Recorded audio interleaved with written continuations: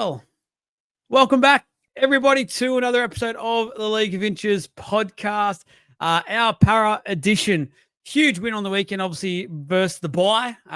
Great to get those 2 points and gets us off the bottom of the ladder. Before we get stuck into today's episode, a bit of a special one because there wasn't much, obviously, to talk about from the weekend. Even rumours and stuff. The club has been very, very quiet, apart from the juniors. So well done to our juniors who are killing it, all bar the Harold Matts going through and playing on in the grand final on the weekend. It was great to see, hearing very, very good, encouraging reports around the women's side of the game at the moment. Something that I really did question a lot for the club about the last 12 months or so, where we sort of stood with it and how it looked from afar that we weren't giving it the respect that I thought we should have. It looks like we've completely turned around that and really involved with that and going hard with it. So I love to see that. And good luck to the girls and the SG Ball team on the weekend. Obviously, we'll all be at Magic Ground. We won't be able to watch it, but we'll keep an eye on the score for sure. What we're going to be doing today is talking about the squad. So we've been speaking a lot, myself and Jake, so far since we've been doing this around our squad, where the improvements need to happen. But we want to be pretty realistic with this. We're going to look at sort of the ways to improve our team overall, not just for next year, but maybe for 2026 as well. There's obviously a lot happening, Lockie Galvin and stuff, but we're going to try and put it all into together and give you guys sort of a, not a visual, but a listening representation, I guess, and try to piece some pieces together and see where we can go with this club and how we would do things, I guess, moving forward. First of all, Jake, been a few days since we last seen you from the review show, obviously. How's things? You pumped for a big Magic round? Mate, I'm ready. I've got I'm psyched. I'll be heading over Thursday, and I'm so excited. I'm so ready. I'm glad we got first game because obviously the ground was absolutely wrecked. The ground was absolutely wrecked in their last game, so I'm really glad that we've got that first one after the fresh turf's going to be there, so we don't have to cop the back end of it like usual. Yeah, I'm happy just to have the first game because it gets it out of the way. And if we do get beat, we only have to hang around for one game instead of, say, if it's the Saturday and we get slaughtered or something and we have to sit through another 2 games, you would not want to be sitting with me. I can tell you that for sure. But hey, Friday sounds like it's going to be a good day. We'll be getting there quite early, I reckon, on the day and getting in amongst it. So by the time kickoff is happening, we will be in a fantastic mood. So hopefully the boys are there to continue it on. Again, any Parra fans out there or any fans in general at the page, any of our League of Inches community that do want to come ahead and attend our first ever event, huge moment for us in the page. It's a huge just thank you to everyone who has helped us get to where we are now. The Velveteen Rabbit on the Saturday, 11 to through till 2 o'clock. Come and say hello to all the boys. Come talk some footy. All that jazz. See who is part of the League of Inches, even behind the scene. Got a great bunch of boys and girls that help out with some content and things like that as well. So come say hello, celebrate with us, have a couple of beverages and that with us. There'll be food provided as well. And we've got the whole downstairs to ourselves. So come on down the rabbit hole, as they say there, and have a few drinks, and it'll be a really fun time. But please message the page if you do want to come, because just for number purposes, I want to make sure we get as many in as possible. We are getting close, so just make sure you let me know that you are attending. If you rock up, I just can't guarantee you'll get in. Worth a try for sure. Just I can't guarantee it is all. All right, Jake. Now that it's all done, and I just got to say thank you first of all to Freedom Finance Group, who has put on the event for us now as well. So they will help cover some of those costs for that event. So thank you to Freedom Finance, Connie's team. Really do appreciate that. It's going to ensure that we can put on that food and perhaps maybe a couple of welcome drinks on our behalf as well for the first few that get there. Let's get into it, Jay. Let's talk some footy. Tell you what, I'm pumped for this one. It's good to just sit into one for a change. We're not coming off, obviously, the season that's been so far. Obviously, our last game was a very positive one. Majority of it's been, oh, my God, here we go again. But we can talk just and deep. I love doing this stuff. I'm a footy nerd when it comes to this, and I love it. No, absolutely. If you're talking about the Sharks, I think are still favored to win. Like, no, I don't think the good thing is it kind of feels like the pressure's off a little bit. Like it kind of feels like hang on. We're not previewing the game yet. That's I at the thought end. I'm talking about. I thought you just said that. I thought No, that's no, what you no, said. You said, no. I'm a footy nerd, and I said I'm ready to go to rip into doing this oh, team right. squad builder, mate. We're doing that at the end. Don't jump. Good. Yeah, I won't jump the gun. Yeah, no, this is the sort of thing that I do love to talk about. Like, I love to talk about the future, where players are moving and sort of how that affects the team and stuff like that. And I think you and I have been pretty critical over probably the last 12 months of the squad. So it's kind of a good idea for us to almost put our money where our mouth is and sort of be like, well, what would we do? What could we do differently? And kind of go, what sort of changes would we make if we could, and what sort of signings would we do if we could do that? So if you want me to just jump right in, I can kind of start us off with where we're going here.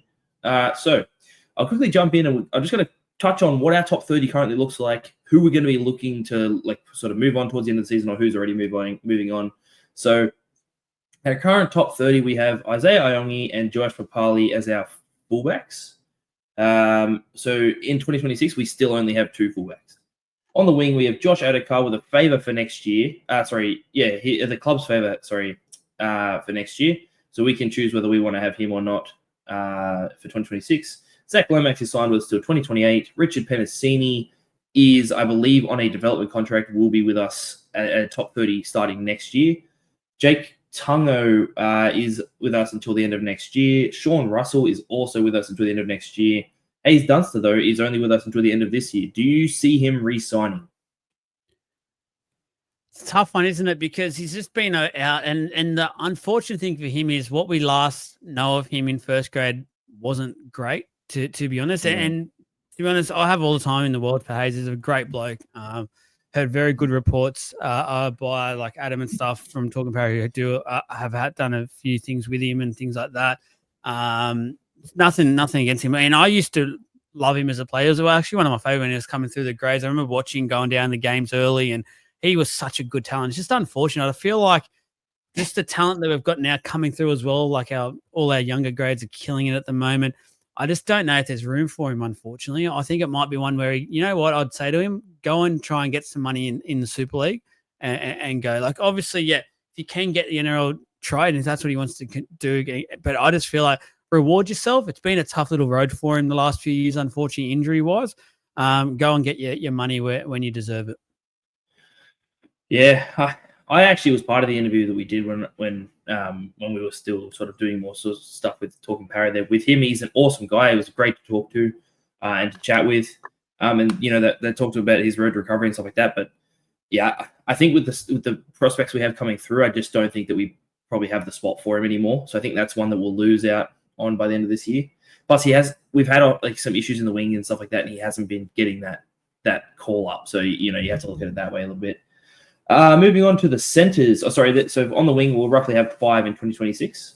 In the centres, we have Jordan Samrani coming up into being upgraded into a top 30 contract. Will Penasini is there until 2026, end of 2026. And Bailey Simonson will be with us until the end of 2027. For our centres, we will have 3 in 2026. Second row forwards. Just quickly, worth noting, I feel like Will Penasini, there's lots of rumours around that he will be extending that deal very, very shortly. So that is very, very big at the moment. So hopefully that's for a few more years. Oh, I bloody hope so. Yeah, I want him locked in. I love him. I think he's an awesome player.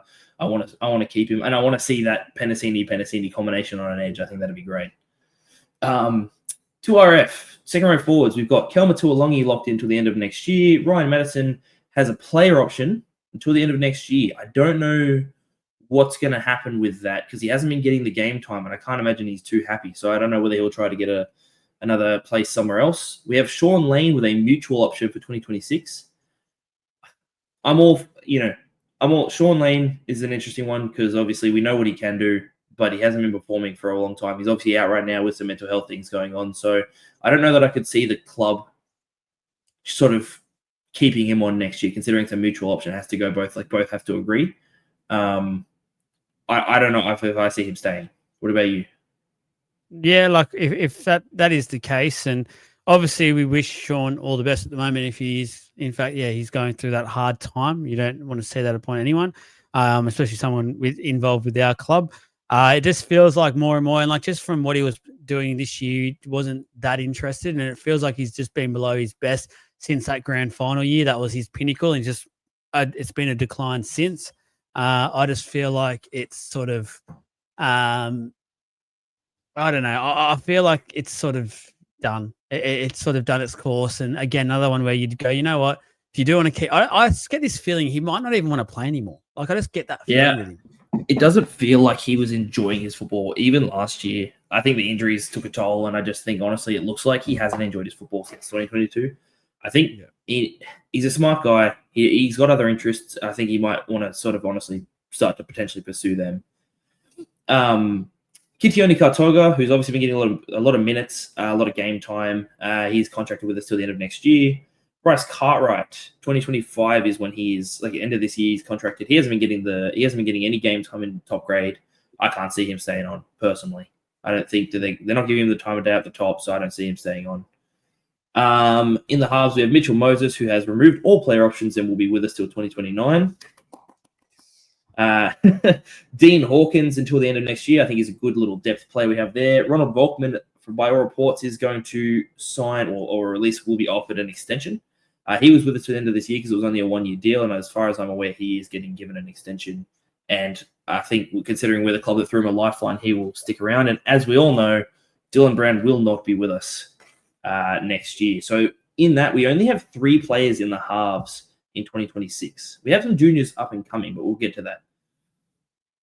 In our props, we actually have a relatively strong prop rotation. We have Jack Williams till the end of 2028. Sam Tuivasa, though, is unsigned currently at the end of this year. So I really hope that the club is going to throw a little bit at him before November 1. Junior Paulo, end of next year. Sorry? There's big raps on Tuivasa at the club, so I don't feel like there's much risk at all of him leaving. Yeah, he's young. I hope that it seems like he's loving it. He's starting to get some minutes in there. I really hope that he gets a re-signing there. Junior Paulo, end of next year. Luca Moretti starting to find a little bit more form recently, which is good. Luca Moretti, end of 2027. I am loving Luca Moretti's form right now. I hope that he continues it. I'm glad that we have him for a while. Tony Mattielli is one that I would like to talk about. End of this year, he is off contract. He has not gotten his call up, even when Riles was doing the sort of switching around and trying everyone. What do you think there? I'm not sure because in one way, I feel like with the form that the team showed to start with, I don't know if you wanted to put too many youngsters in because you could have absolutely derailed them and shot them for confidence. And we've seen in the past some young guys get pushed in early into a team that's getting absolutely pummeled, and it helped them no way at all. So I still think there's room for him, and there's a chance that he'll be resigned and things like that. It's just more so if he will be patient. I just hope he will be, because I think some of these youngsters, they'll see like your Galvins and stuff who are just smashing it, and they're getting their call up really early. Then they're getting their money by the time they're 2021, and they might start to get a little bit impatient. What I think our forward pack has shown so far is that there is huge room there for movement to get better, because I still think our forwards are probably our biggest weakness at the moment. So that's the good thing. And by all reports, like our New South Wales Cup team is doing quite well. And even below those grades, and like you said, we can talk about that a bit more, but some of these kids that are coming to, like, the club does have high hopes for. It's just going to be a balancing act about making sure we're going to keep the right ones, because let's not go out there and falsify any of this. Like, you can't keep every single one of these kids. Like, it's just impossible with the way the cap works and the way other clubs are. And you've seen it with Penrith at the moment. They're just getting depleted because clubs have just absolutely gone in on them the last 2 years from literally the ground up. So it's just going to be about making sure we put the time and effort into the right ones, because end of the day, we just cannot keep them all. And the thing is, and we'll talk about signing soon, I still am under the belief we do need 1 or 2 experienced forwards in this pack at the moment, which again will mean some of these youngsters won't get the game time that some other clubs might be able to offer them. Yeah, 100%. I haven't actually seen much of Tony Mattielli, so I'm not going to comment too much on him. from all reports, he's very talented, but he does get injured a fair bit, so I don't really know where we'll go with that.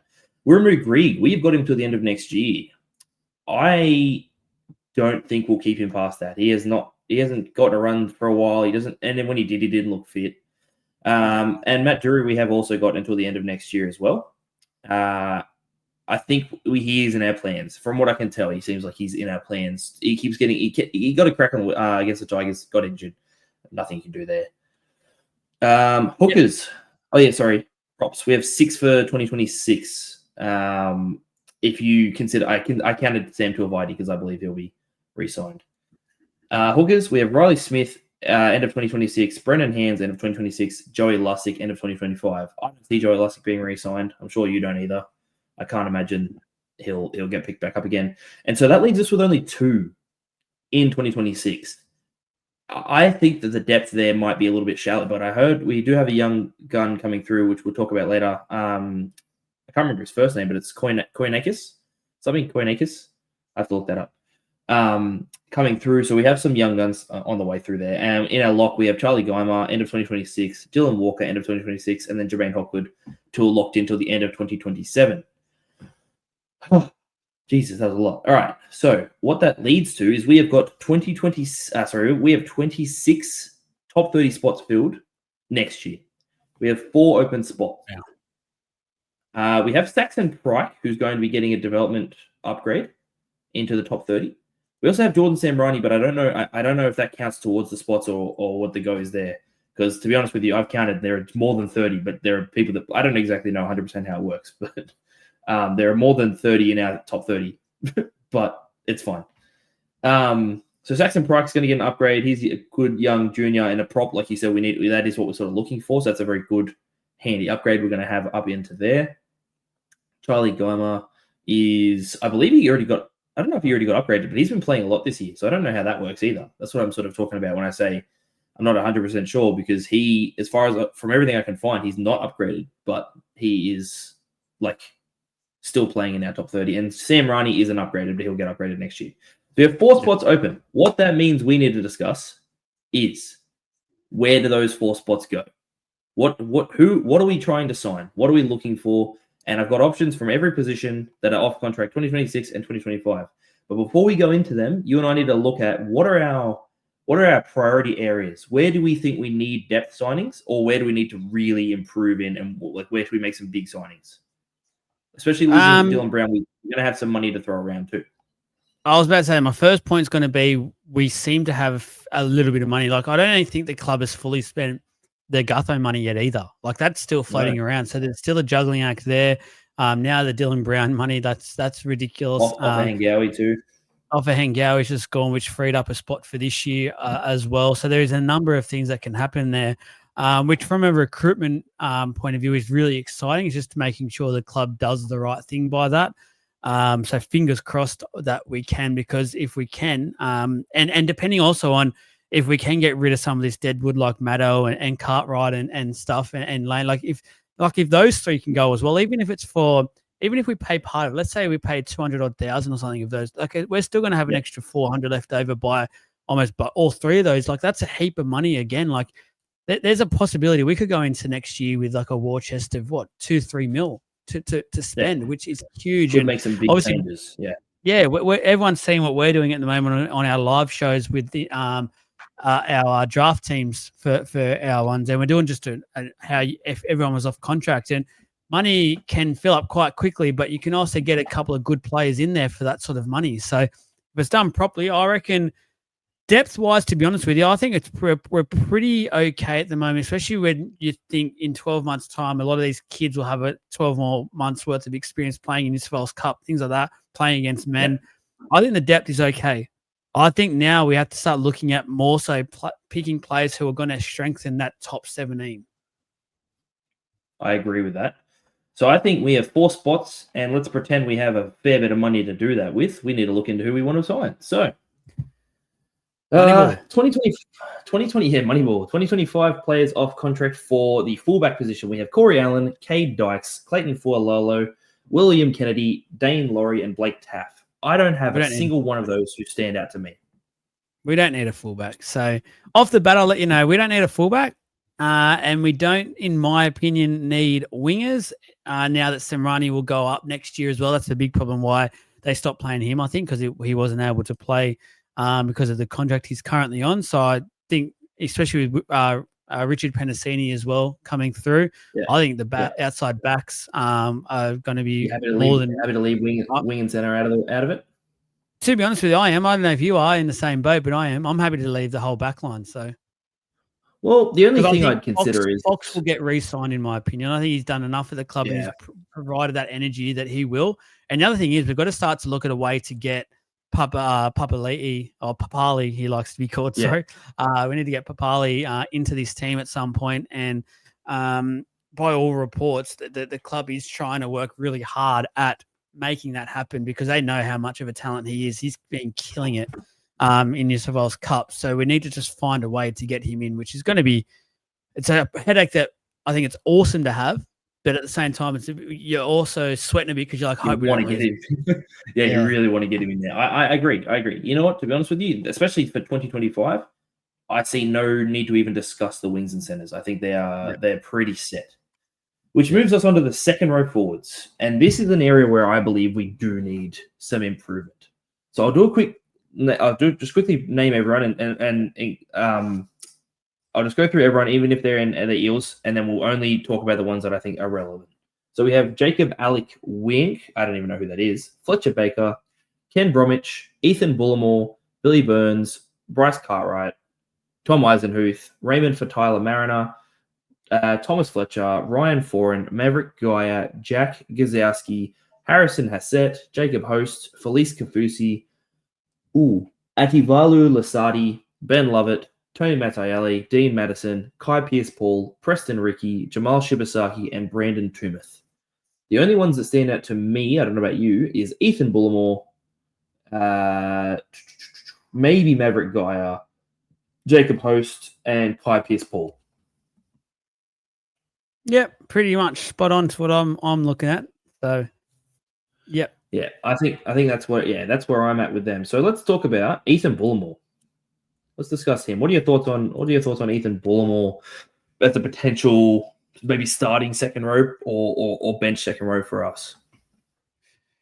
He's killing it at the moment, but the thing that he's sort of been playing a bit more middle at the moment with Manly as well. So it'd be a transition back to the edge if he was to, let's say, sign with us. But he's killing it. Like for mine, he deserves a starting spot at the moment. I think it's almost criminal that he isn't. But and especially when there's someone like Ben Trebojevic starting on a weekly basis at Manly, who I just don't rate that highly. Not trying to be disrespectful, but I just think Bullimore's a better player and just runs the ball hard. Like he's all about that effort, which I feel like we're trying to be at the moment as a club, and that's where we're trying to move our pack to.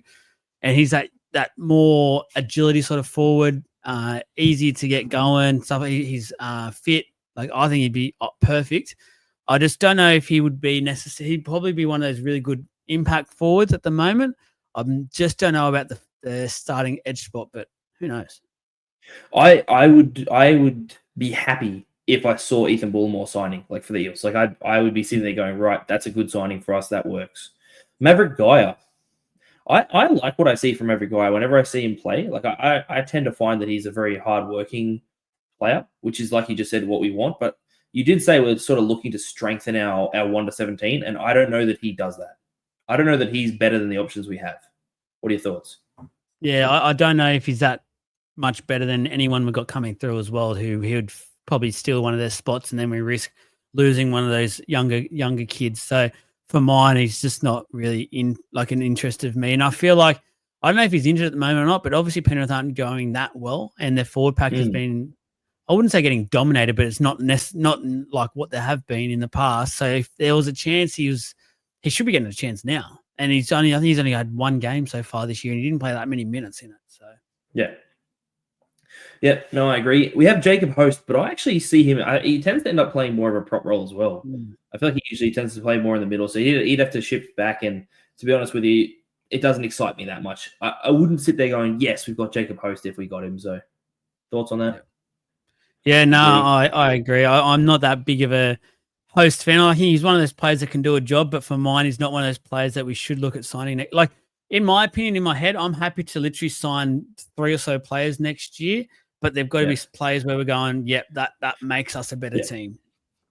Well, speaking of that then, Kai Pearce-Paul, one of, in my opinion, the better players of the Knights. Would you be happy seeing Kai Pearce-Paul be signed?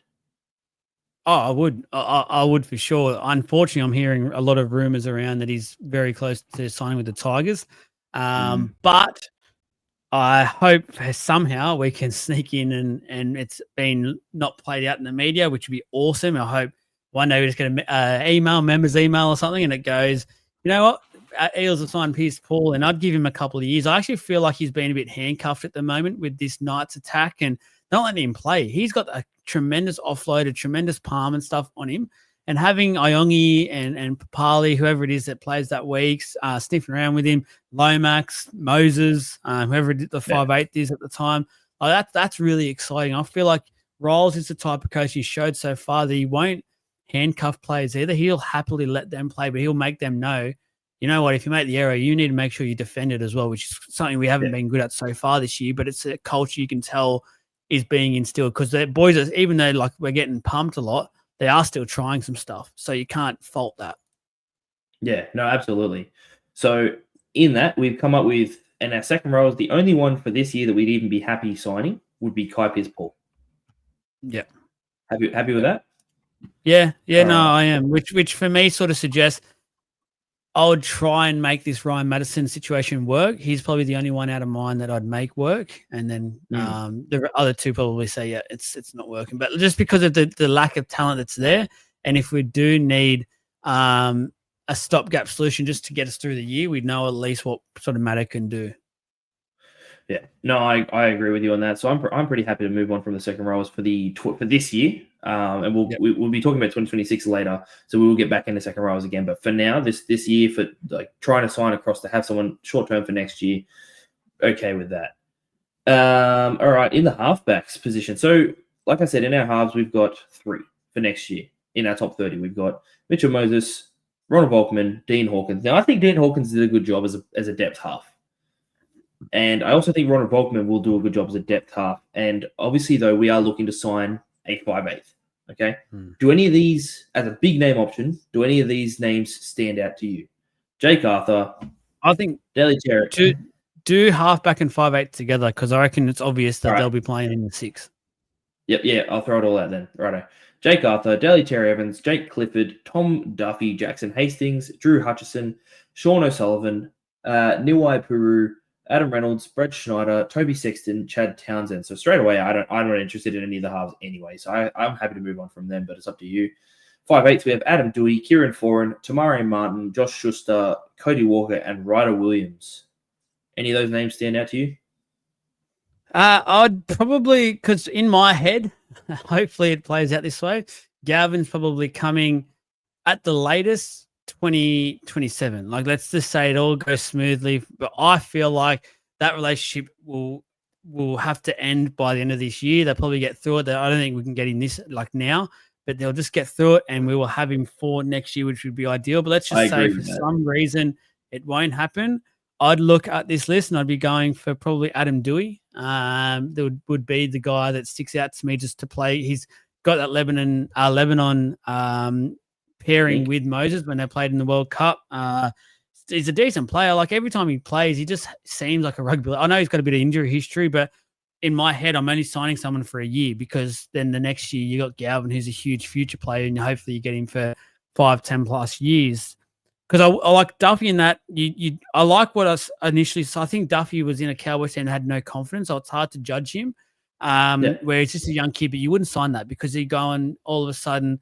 Why would we get a young kid, and why would a young kid come over if he knows Galvin's sort of on his way? So it seems silly. So for mine, I'm thinking maybe one of these experienced players or just one of these guys that have been on the road a bit. So the other one would be maybe Brad Snyder just to do a job because he has done it in Penrith, just to work. And then the other thing that I'm thinking of is we've already seen so many times all these playmakers can't do the job without Moses, which is a huge concern in my opinion. We need to have someone who is happy to be that organising player and is comfortable being that organising player if Moses is injured for whatever. And just going off the last 2 years, it's very likely throughout the year Moses will get an injury, unfortunately. But someone like Snyder can do that halfback or 5/8 role and can get it. He's got Penrith around it and helped them win a comp. So done that. Same with O'Sullivan. O'Sullivan can do a job. Like they're not the flashiest, but they're not going to be that expensive either. And they'll at least get the job done. And we know that they can help us get from A to B, which is what we need, because when Moses is there, it's going to be all Moses. So you want kind of a depth, but bordering on like kind of can win you games if you needed them to, kind of thing. In that case, would you consider Tamari Martin? Oh, yeah. Sorry. Yeah. Tamari Martin as well would be. I completely missed his name there. I think I looked at Schuster and was like, yuck. And he's just above Schuster on the list. Yeah, no, to Tamari Martin, I would for sure. And he's not getting a run at the moment, which I think is crazy, because last year he was consistently one of the Warriors' best. And every time he played, he looked like a genuine first grade football player. So he would be another one that I would go after. It's not just that I want some like a depthy sort of signing. I do want a first grade player. I just don't want to get us into a point where we have to offer someone, say, a 3-year deal for the sake of it to get them over, knowing Galvin's there the next year, and we're going to be wasting $500-600K in reserve grade when there's no need for it. Which is absolutely fair, and I'm going to be honest with you, I completely agree with you on that one. Okay, we'll leave it at them then. I agree with you, because I think Galvin's going to come across anyway, so I don't think it's the most important one to sort of talk about anyway. So I'm happy to sort of move on from that one. If we have to add Tamari Martin, if we have to add someone, go Tamari Martin, I reckon. All right. I reckon Dewey's still got enough in him where he would be demanding at least probably 2 or 3 year contracts for his next one. So I think Tamari Martin, you can get away with going, you know what, I can give you 1, possibility of 2, and you can get away with it. I don't know if I agree with you on the Adam Dewey thing, considering the amount of injuries he's had on his legs. So I don't know if he'd be happy with those 1-year contracts, but I'm happy to go. I would be happy to, out of those, to go to Tamari Martin as my choice signing. That's what I mean with Adam, but like he'd be wanting a longer contract, in my opinion, at the moment. He's still youngish. Yes, he's had the injuries, but he's been playing pretty good this year. I just don't know if he'd change club for a 1-year. I think he'd be looking at getting a bit more of that 2, maybe 3-year contracts, which if we got Galvin, I don't want to do that, because he would demand probably 650, I reckon. He's a decent player in that position. The reason I also wouldn't be too mad about that Tamari Martin one, you've just got me sort of thinking, is he's a little bit on the outer, whereas Adam Dewey's still in their starting side. Yeah.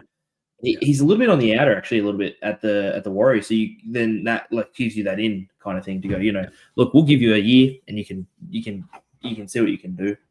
All right, let's move on to the props. Okay, and you just identified this as an area where we need to strengthen. So this would be one where we'd probably be looking to actually make a signing relatively short term. Like we want to try to make one for next year at least.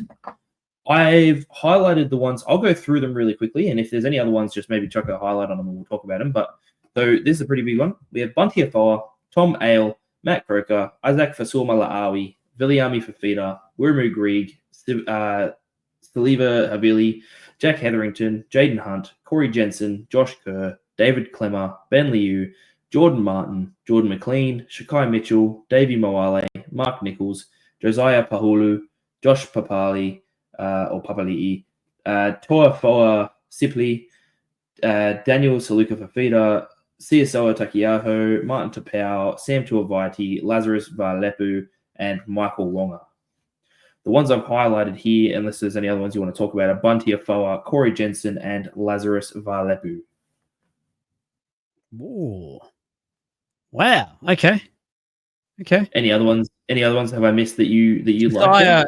Josiah Pahula, I'd be putting up there for sure. I think he's a great young talent at the Titans, who obviously has said to the Titans he doesn't really want to play. So not doing too much at all this year. He wants to get out of the club, and highly rumored to be signing with the Bulldogs, unfortunately. I think David Clemmer's been signed for an extended time for the Dragons. I don't think he's on the list either anymore. No. And Davey Moale, I know he's had a little bit of a run with the Bunnies in terms of some injuries and stuff, but another one there potentially you'd go, yeah, not too bad. But I like the Jensen shout, that sort of player that I feel like we need in the leading the way, just goes about his business, and you know what you're going to get every week. Like it's going to be a 7 out of 10, but it's going to be a good 7 out of 10. It's going to be like you literally know every week, all right, this is what I'll get.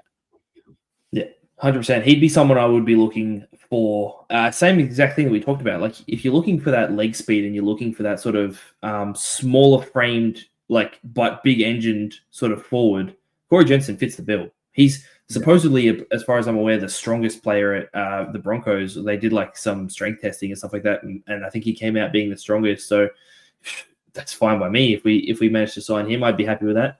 If we wanted to go a little different direction, you've got Bunty of Boa, who's obviously a bigger body, kind of bigger frame. Although I think the Eels are trying to sort of move away from that. Yeah, no, not for me, that one.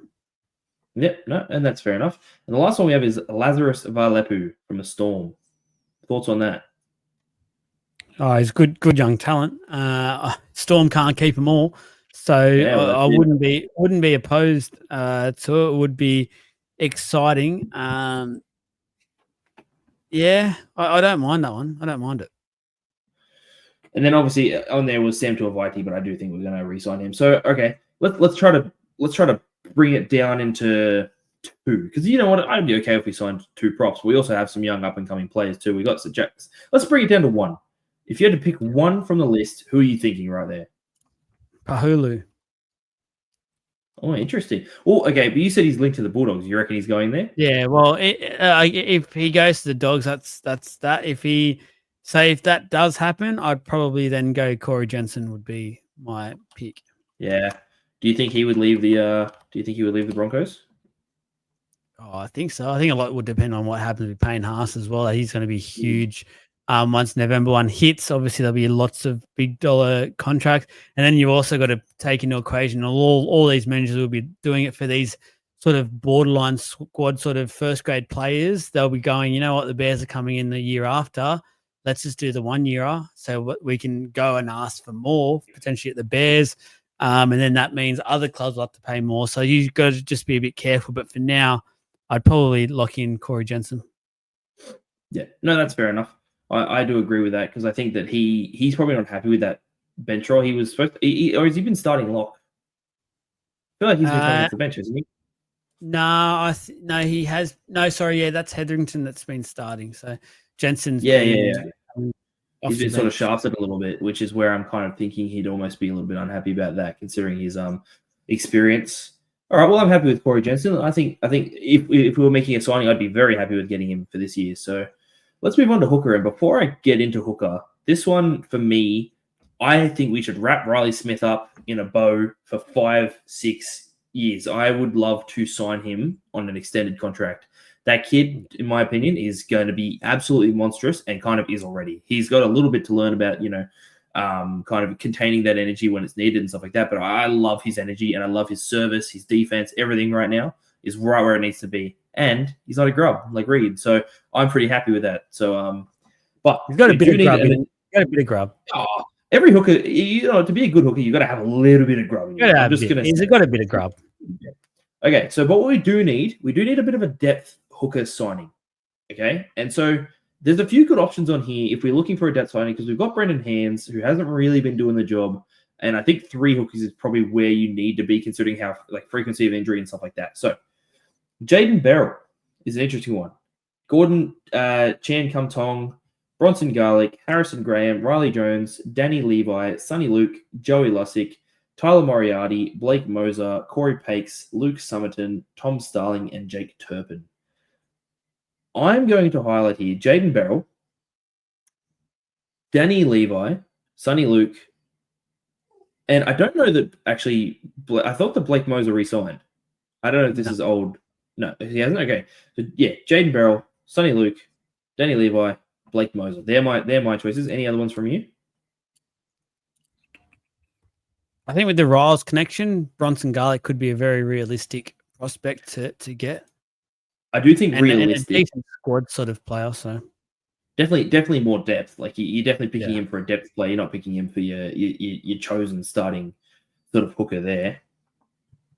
All right. And to be honest, I don't know if it's.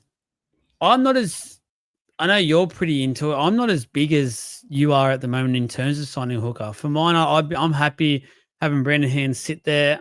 If need be, like we've got Dylan Walker in that. If someone goes down during a game, he can probably always go in there. It's not like in an ideal world. We've got Hopgood as well, who's shown he's not really a hooker, but like there's some clubs out there who running one hooker at the moment. As soon as he goes down, like the Cowboys, for instance, Robson, they're done. Like we've got two. I know Brendan Hands isn't entirely all it, but he's a decent player to like. He's a second choice hooker, which I don't think is bad at all. Like for mine, I'd love to get Beryl or Moser, but the fact is they'll only come if they're guaranteed the top position, which they won't get because I would rather put everything into Riley Smith at the moment. So, and I agree. Like I said to you at the start of this, I agree that I want Riley Smith to be our main man at hooker, right?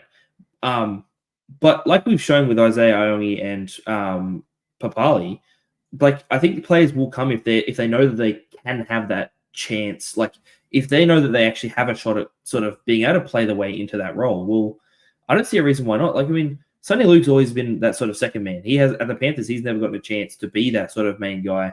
I actually quite rate him, but I also don't know that I rate him as the starting spot, like you said.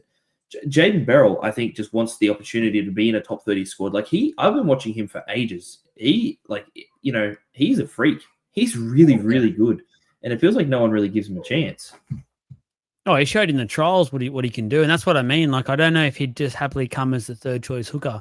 I think he would need to be told he's playing in the top 17 week to week. And I don't know if we can, like, at the moment, we can give that to him is all. What's that, sorry?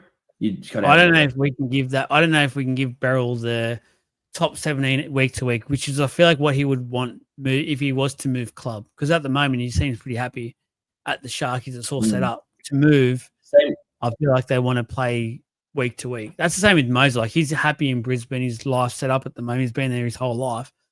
I think it's a huge deal if he was just to come down and going, oh yeah, you're sort of a squad player. You'll be floating around if we do need it. Like there is so many raps on Moser. It's not funny. I'm still surprised at the moment he hasn't made his way into this Broncos team. I know they're doing quite well, but from the reports around and obviously with him being off contract coming up, I thought they would have put a bit more into Moser playing by now. I know he was injured at the start of the year, but he's coming through the grades. He was ridiculous. Like he was one of those kids that everyone just talked up and knew he's going to have an NRL career. Like he's going to have one.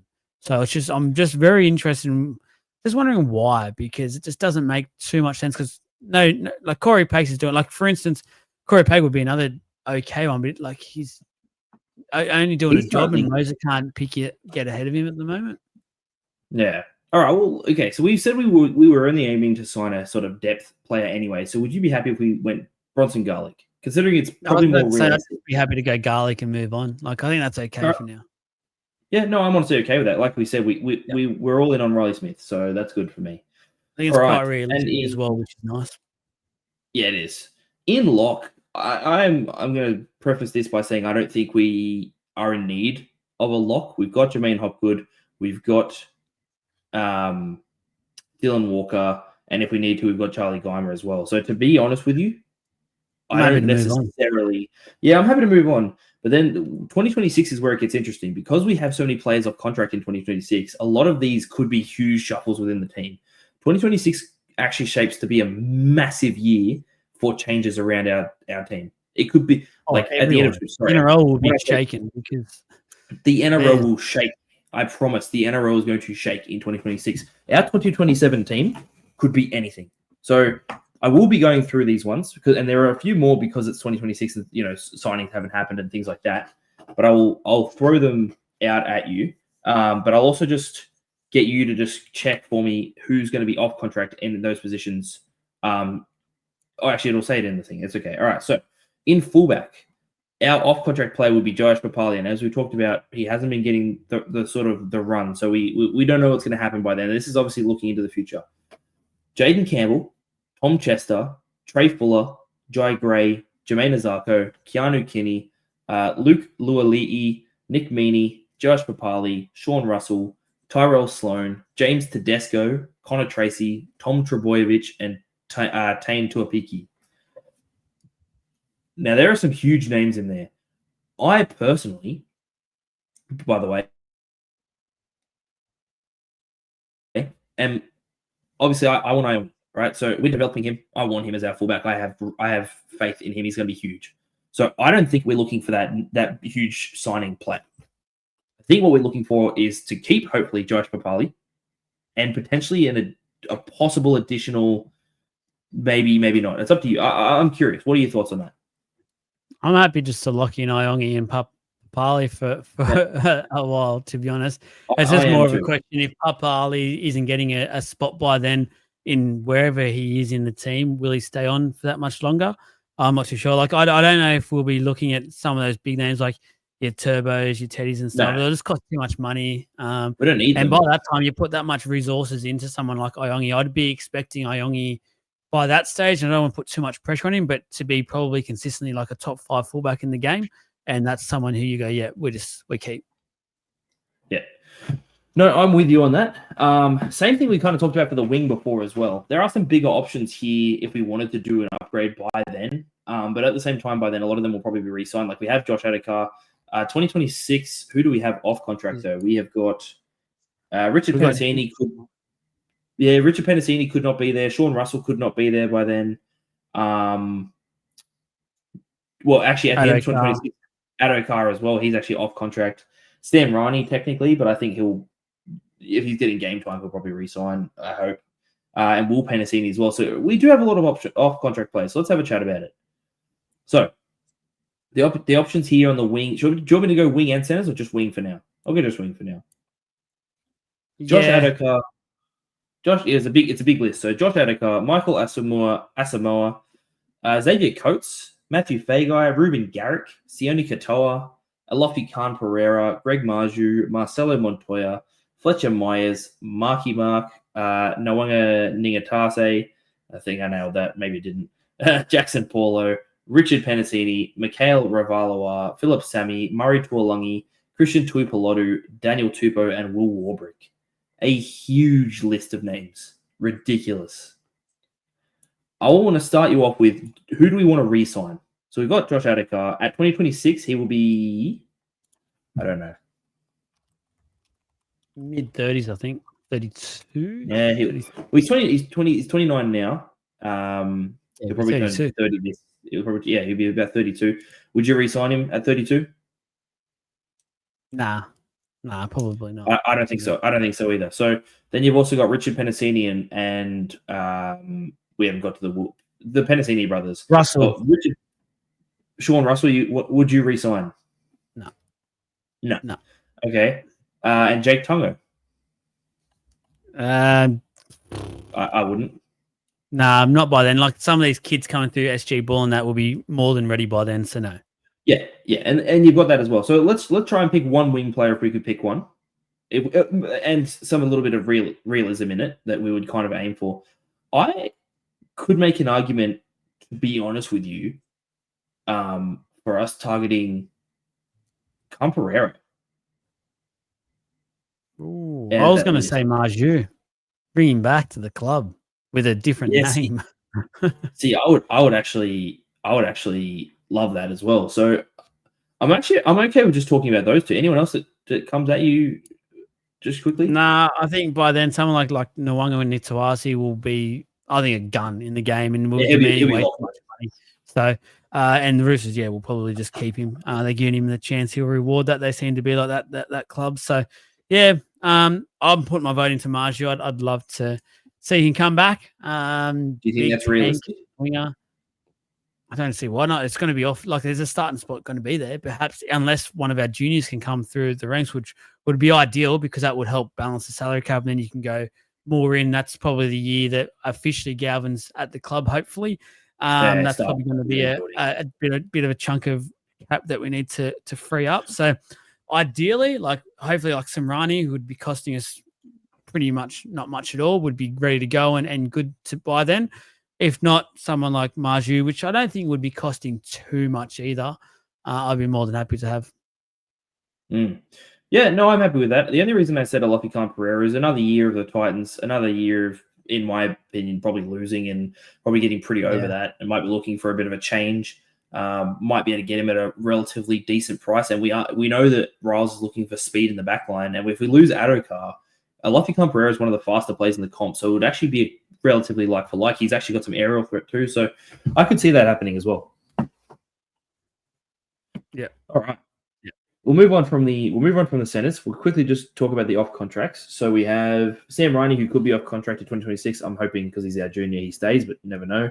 Will Penasini and Bailey Simonson. I hope that, and as you talked about, Will Penasini, we're looking at extending early, so that should be fine. And Sam Riney, I'm hoping we sort of do as well. Do we need any additional players in the centers past that? If you're looking at that, do you reckon we probably need at least another one? Oh, I mean, I'd love to get one of these in. Like, you'd love to get either Eero or Farnworth. Like that would be huge to get either of those. So yeah, Jesse Arthurs, Jake Avarillo, Rocco Berry, Jack Bird, Wilson De Kersey, Herbie Farnworth, Max Fagai, Michael Gabriel, Carter Gordon, Kale Eero, Josiah Karapani, Brian Kelly, Will Penasini, Jesse Rami, and Jordan Samrani, Solomono Sakuru, Gerald Skelton, Saviello Tamale, Stafford Toa, Anari Tuala, and Roger Tuivasa-Sheck. We'll try and sort of push through. Just maybe pick 2 players. If you wanted to, if you could sign any 2. The other thinking I'm thinking is that by then we've got Simonson up our sleeve still, so he can even go back to the wing if we need to. Yeah, true. And then we can sign a center. So you can have like Lomax and Simonson on the wing still, and then you can go a bit further up in getting one of these, like Eero, for instance. I'd love to get Eero, and he's becoming an absolute gun. I would love to have him. So he'd be my top pick, to be honest with you. I think Fine was just too unrealistic and would cost way too much, where I think Eero's still coming up into it where you might be able to somehow get him for a decent wicket. So I would imagine like Will Penasini and Eero too, huge ball running sort of for centers and skillful. I think that'd be a great pairing. Yeah, I fully agree. The only other one I can consider is if they're going to let him go and if he sort of if he's fallen a bit out of favor, possibly like a Jesse Ramian. But I don't know if I could see that happening necessarily. But I'm happy to go with Calero for them for that one. For the if you need a cheaper option, Stafford Toa isn't a bad one either. Good shout. He's a very good player. Yeah, 100%. I do want to move on only for the fact that this is the biggest part of the list here, and this is the one that I'm the most excited for. So, second row forwards. Okay, wow. Second row forwards. Do you want just shoot at me just quickly who's off contract? If you can have a quick look at the top and just shoot at me who's off contract. For the Eels. So for the Eels off contract for 2026 is Kelma, Maddo, officially Lane. Oh, it's all of them. Every single 2RF. So Tuolangi, Maddo, Lane, Katoga, and Cartwright. Here's where I'd be looking to sign someone big. I'd be looking at all right, I'll go through them. John Bateman, Sean Blore, Thomas Cant, Kurt Capewell, Angus Crichton, Matt Dury, Bo Fermor, David Fafita, Tyson Frizzell, Luke Garner, Charlie Geimer, Corey Harawiranara, Harry Hayes, Zach Hosting, Eddie Eremia Tuavia. Just pick who you'll put people. We'll put people to sleep. Going. Yeah, it's a long list. 50 players on this list. So. All right, I'll hit you with my 2 straight away. Angus Crichton, Sean Blore. They're the 2 I'm aiming for as I want a big name. I'd be wanting a big name here. Huge. I would go Siwa Wong is a potential for me. I love him, and I actually do. I love you. Bo Fermor, I think he's an absolute workhorse. I would love that. He's just a footy player. He's a dead set. He looks so out of place in that Titans team who's just shitting the bed constantly. He's just a standout. So I would not mind him either. But I do like your Crichton shout. I just he's pretty unrealistic, I think, to get. Yeah, and that just depends on the money we've got. Like if we do have like all those 5 going off, automatically freezes up quite a bit. Because some of those are on decent sized wickets because of previous coach and things like that loved them. So it's not a bad option at all. I would probably have the other 2. I'm not a big Sean. I know he's doing quite well with the Storm. That's the Storm. Like I don't want to get bitten by that again, where you go, we can keep him up. But like for mine, he wasn't doing much Tigers. He always had that talent. He had the talent. Yeah. There was always a little bit of a write up about him. I'd prioritize Wong over Blore. Yeah, no, and that's fair enough. All right, so Sua Wong, yeah, it's a fair shout there. We got halfback. I'll just touch on them real quick. I'll go through them and 5'8", but we expect Lachlan Gavin. To be honest with you, I don't even think we actually need to. We're expecting Lachlan Gavin. It's pretty much where we're at. I don't think we need to even touch on them. Let's move on. Backup plan, if we don't get him for whatever reason, just quickly, would be Luke Metcalf. Okay. Backup plan, if we don't get him, Luke Metcalf. I think he's an absolute gun. And now getting that experience at halfback, if Moses was to go down for an extended period, I'd be more than comfortable having Metcalf there steering the ship. Him or Tyron Wishart. I'd give a shout. The other sneaky one, Standon Smith. Now that the reports are DCE's going to the Roosters, he might not be happy sitting in the background for another couple of years. And he's been shown that as a 5'8" with a controlling half and a kicking half, goodness me, he's been playing well. Very true. Props 2026, Junior Paulo might be out and gone. Matt Dury could be gone and Rumu Grieg. Thoughts on Junior Paulo? Think he goes? Yeah, I think he'll go. If to be honest, I don't want to be too disrespectful to him, but if the club was smart, they'd be trying to push him out the door, perhaps by the end of the year as well. I know he's had one or two decent games to start the year, but I just think that's a lot of money. He's on like $850 or something. It was told maybe even $9s. Like it's ridiculous. Yeah. And if we can just somehow get some of that money freed up, I know next year doesn't look great with what forwards are on the market, but there was even the slightest chance you could free up that money and put all in for Payne Haas. You have to. You just have to. I'd be disappointed in the club, even knowing that probably every club in the NRL is going to go for him. I'd just be genuinely disappointed if we didn't have a crack. Just go. Just say, put your hat in the ring. Make sure we're one of those clubs in there because Payne Haas is an absolute star and it's going to go down as one of the best middles of all time. I would love to have a period of 4 or 5 years where we have him in the blue and gold.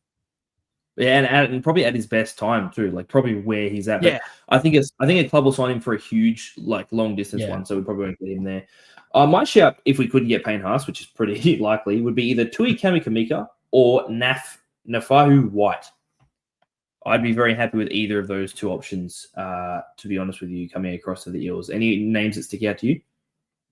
I like the White shout. I'm not a big Kamikamika fan, so I wouldn't go after him. He's done not much, and if we're losing Junior in that by then, we do need starting middles, I feel like. White for sure. Liam Henry from Penrith. Sort of has a bit of Hopgood feel about him, and he's a big worker. I wouldn't mind going for him either. And maybe even Lindsay Smith, who's obviously played his his Australian debut last year, looking like he could be that sort of forward. I wouldn't mind going for him potentially either. Yeah, no, that's fair enough. So we'll go Nap White. Hooker, we could be losing Brendan Hands, so we probably need another backup hooker, and we have the options. Blake Brayley, Damien Cook, Lachlan Croker, Talon De Silva, who's my personal sort of thoughts on that. Harry Grant, Brendan Hands, Jamie Humphries, Appy Coruscant, Jacob Little, Freddie Lussick, Reed Marnie, Cameron McInnes, Jake Simpkins, Sam Verrills, and Billy Walters. I know you're going to say Jake Little. I'm going to jump right in there, but he won't take a spot that's not a starting spot by then. I don't think. I know you love him. I know you wants. I love him. He'll want a starting spot. So unfortunately, I think that puts us out. But I know by then Riley Smith's been fully developed, but like if we could get Little for next year, I would take him for sure and just say Riley Smith. Yeah, like just while you're still developing, even if it's for that first 12 months, just have it so Riley's coming off the bench for 45 minute stint or something. From the list, I wouldn't mind Jamie Humphries because he has that halfback versatility as well and hooker. He's obviously shown he's a decent sort of player. I wouldn't mind that. Coming off the bench is like a 14. And if something that was to happen in the halves, he can replace that as well. I do get what you're saying. I don't think he goes somewhere that's not the Rabbitohs, considering he's probably going to be their main halfback when he comes back. I don't think he will go that to be like a 40-minute hooker. Yeah. So I don't know. My shout for that would be Talon De Silva. He'll probably come across with Gavin. I think actually that's pretty likely, to be honest. I think they're mates. Not bad. Not a bad one. I don't mind Jake Simpkin either. Jake Simpkin. Yeah, true, actually. Because it's only meant to be a depth signing anyway. We've got, I keep going to say Reed. Yeah, we got young Riley Smith in there anyway. And the final spot we'd be looking for potentially, because we might have somebody off contract. I'll have a quick look. We're losing Dylan Walker. Or not losing, sorry. He'll be off contract then. And Charlie Geimer, same thing, is locks. Josh Curran, lock him in. Don't even go. Yes. Josh Curran. Wow. It's not even a bad. Yeah, it's not a bad shout at all. That'd be good. But I'd actually say Lachlan Hubner. I think if Cam Murray comes back, you've still got What's old mate with the white headgear? At the Rabbitohs. I can't remember his name. Oh, Cam Murray. No, Cam Murray, but then there's another old mate that's playing at the moment with white headgear. I can't remember his name. Tallis Duncan. Tallis Duncan. He'll play there. I say Lachlan Hubner would be worth a crack having a go at. If not, you could almost make a play for maybe like a Morgan Smithies if he's willing to kind of shift away from the. I don't know if he would be. But Kurt Mann, the way the modern game's going as well, would be not too bad as well. Yeah, that would be very good, actually. I'd be very happy with that. Let's pick one. Josh Curran. You reckon we'd get him? Why not? I suppose he can play. He can play second row. He can play prop. Yeah, no, I like it. It's a depth signing though. I think I'd want to go somewhere. Oh, we've got Jermaine Hopgood. We don't really need her, and we've got Dylan Walker too. So yeah, no, I'd be okay with Josh Curran in that spot. Yeah, I would as well. So that's it. Yeah, that's it. That's so. There's a few players we might sort of the potential. It gets exciting, doesn't it? Like when you think about what our team could look like in 2 short years. You know what I mean? I think it looks exciting, and we haven't even talked about, because I don't think we're gonna have time to. We haven't even discussed juniors upcoming. We have heaps of juniors upcoming, and so all these signings are just for if we were signing from other clubs. Well, don't forget we have to promote, and we have to promote through the junior ranks too. So heaps upcoming. And I think a big part of this piece of all these puzzle pieces that we need to put together will be what happens with Lockie Gavin. Because if we can get him, and then you can then say to forwards, hey, you're going to be playing and leading Lockie Galvin and Moses, who probably will be the best halves pairing, if not top 3 guaranteed play, basically. In the comp for years to come. I think that's a big selling point to get future forwards in the coming up, like knowing that, my hard work will actually pay off because I've got these 2 quality players next to me. Same with your edge forwards, like knowing that you'll get to play with either edge, whatever you're on, you're going to have either Galvin or Moses potentially feed you balls and stuff. Like that's a huge selling point in itself, because at the moment, once these experienced guys all retire, there's a bit of a shortage in the market. So I think that's something that moving forward needs to look at as well. And then they manage. I know money will be the huge thing, but who you get to play alongside with some of these big guns retiring in the next couple of years, knowing that we've got ours hopefully set in until 2029. Hopefully Galvin, if he does come, he's a long-termer as well. That'd be huge. Fully agree. The potential that we have for a really gun-looking side by even 2027 is awesome. I love the development we've been doing this year. I'm excited, and I think that I know that people have had some doubts on Jason Riles, and look, the results haven't shown. But remember, and please remember this: Rome was not built in a day. He was left with a few dead shits who didn't want to be there. Okay, politely. He's left with a few people who just don't want to be in the club and are happy to get paid, finish off their contracts, and he's developing his own culture. And you can start to see it coming through. I can see it. I don't know about you. I know I can start to see it coming through. And I think he's going to make the right recruitment decisions for a really strong side. And it just needs to be given his time. Even if we don't even make the 8 next year, I'd still give him another year because I want to see what he does with the options he's going to have. Yeah, no, not a bad show. Let's quickly preview Magic Round. We've got the first game of the event. So, obviously, first of all, is Origin Thursday night for the women. Up the Blues. Good luck, ladies. But we versus the Sharkies at 6 p.m. We will both be there, potentially be there at the Eels event as well beforehand. So, keen for that one. Say hello to us. Do not be shy. But keen to look into this one. The only change in the team that beat the Tigers a couple of weeks ago is the fact that Charlie Geimer starts in the second row and Kelmar Tuolangi is out of the side. So I actually don't mind that. Charlie's looked like he has lost a little bit of weight, and I think edge forward isn't a bad shout for him. That's it. That's all. I have to disagree with you on that, to be honest with you. every time I've seen him on an edge so far, I have not been impressed. I actually think he suits the middle a lot more, to be honest. I don't think his size backs it up at the moment. He's lost too much weight. But when he's on, the last few times we've seen him in the second row, he's taken about 4 or 5 runs in a game. And I'm hoping that improves now that Moses is back. Maybe it will. So I'm happy to give him that opportunity. And, we'll see how it goes and we'll be able to tell. But I actually really would have liked to see Jack Williams go back into the second row, shift either Luca Moretti or Sam Tuivasa and reward them for their game last game and put them into that starting sort of prop role there. That's how I would have liked to have seen it be done. And then keep Charlie Geimer on the bench, like shift him up into the bench, and then have him come off the bench. That's how I would have liked to see it. But I'm obviously willing to trust Riles, trust the process, let him do his job. So, yeah, I think it's just trying to set the game up, Matt. Perhaps stronger defensive sort of unit. See what happens. But to be honest, on the game, Jake, we got Sharkies off a short turnaround, 5-day turnaround for the Sharkies. We're coming off a bye, so.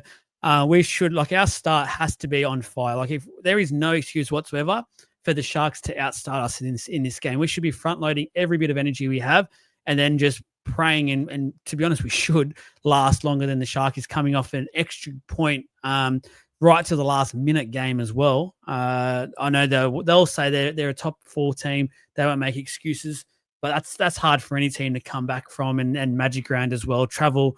Things like that. Big, tough ask for the Sharkies. I actually don't mind us in this game. This could be the first game this year that actually tip us. I feel like if we're going to be anything legit and back up what we did the other week, we need to actually win this game. I think the Sharks are ripe for the taking. Oh, look, it does have that feel almost of the game where even though we're the underdogs and even though we have the odds are against us, like literally, I feel the most hope. And I hate saying that word because it's the hope that kills you when it comes to the Eels. But geez, it feels like a game where we could get them. Like the Tigers just went out and got them last week, and I think that there's no reason why we can't do the same. Yeah. No, I agree. That's it. I'm very pumped for Magic Round again. We will say it's so close now. We're doing this one on a Tuesday night. So by the time most of you listen to this, it will be Wednesday about the lunchtime mark, if not a bit later. So there'll be only one more sleep until it officially starts with the Women's Origin. If otherwise, it's Friday for a lot of us who will end up getting there then. So very, very keen. Up the Eels for obviously Friday. Let's get some Parra chants and things like that happening. Let's get behind the boys. Let's help them get the win up.